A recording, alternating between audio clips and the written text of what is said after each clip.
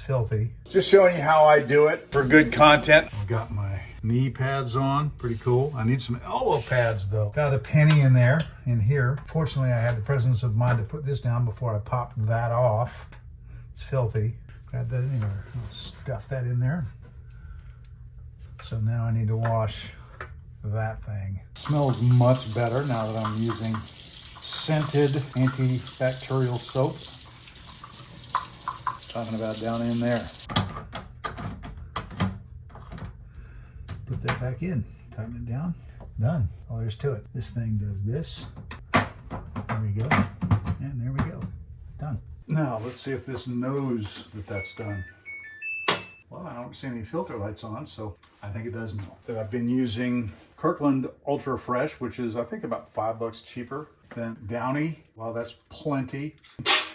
And I've been using this Ecos plant-powered laundry detergent in a bottle that's twice that big that I get at Costco. These are the big Ecos laundry detergent dispensers. A better buy, it's cheaper by the ounce. This I got from Aldi, half the size, much easier to handle. I got these shirts from Express. I think they're 50 bucks a piece, and I really like them. I wear them a lot every winter, and they wash well too.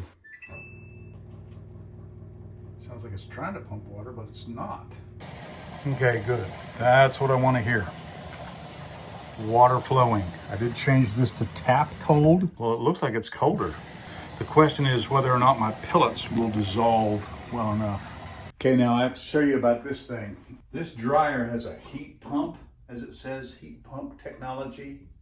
What that means is I don't need a dryer vent. Rather, this thing accumulates actual water as you dry, and then I dump it in the sink every time I do a load. You know, I just dump that, just like that. It also comes with an attachment where the water is output into the water drain, you know, goes into the same drain as the sink here, but I didn't want to use that. I kind of like being able to see what's going on. First, I'll put this back in here. You know, that's the drainage setup. There's a hose that can be connected to the back of the dryer that slips down inside that. So one of those is hot water and the other one's cold water. And then that's coming from the water source into the washing machine. And then the thicker, you know, 1-inch hose is the output for the water.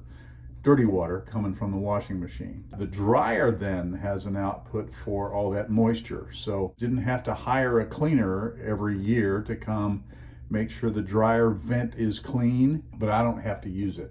I use this instead. So there you go, Samsung. This is the exhaust of the dryer. And you know, that comes with a little brush to clean it. This little fella. And I can stick that in here and get all the dust out of the fins, which I'll do later, and then vacuum that up. You don't want to break those fins because then, of course, the dryer won't work. But as you can see at the base, there's a bunch of nastiness that accumulates. Whenever this dryer isn't running, I like to open that up like that so it can dry out.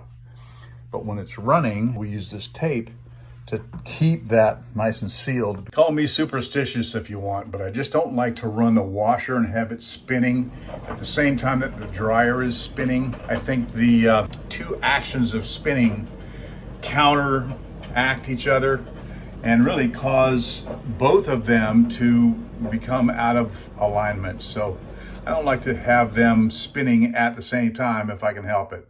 So generally speaking, what I'll do is if I start the washer while the dryer is spinning, is I'll pause the dryer. I'll just turn it off while the washer is spinning and then resume afterward. Easy enough to do. Additionally, generally speaking, after washing, I'll pull all the washer elements out, dump the water, and then let the components dry and reassemble later.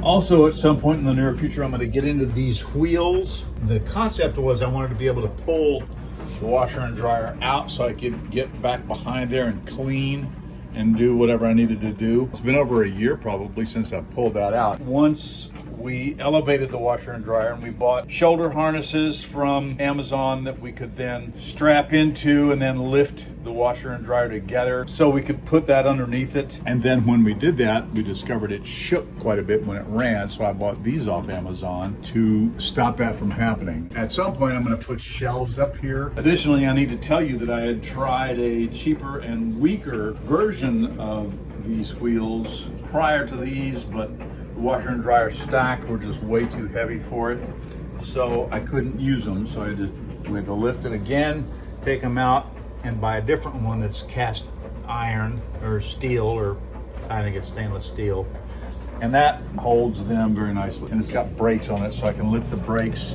and then pull it out, which I'm not going to do right now. The main issue is the hoses aren't that long.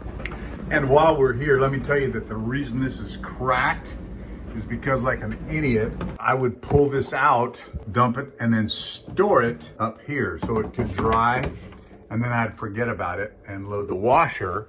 And when it was spinning, that would shake and walk. And finally, one time it walked and fell, and that's why that's cracked.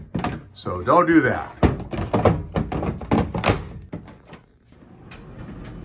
Netted clothing, that, you know, expensive designer clothing, and the dryer does eat clothing for lunch.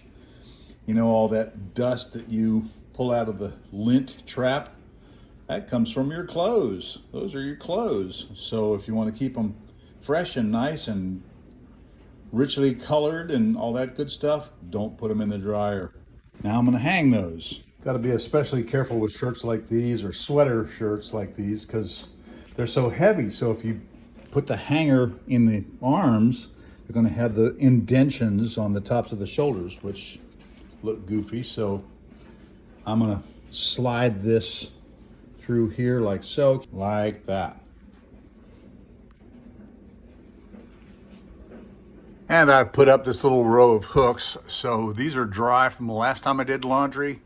This is wet from this time. This is the simplest way to hang these to avoid, you know, shoulder spikes from hangers, I should say. Because of the weight of the clothing, it puts these little lumps in the shoulders. And the stockings are all hung by the chimney with care, including the Burberry coat. I like the plaid side, and this is reversible.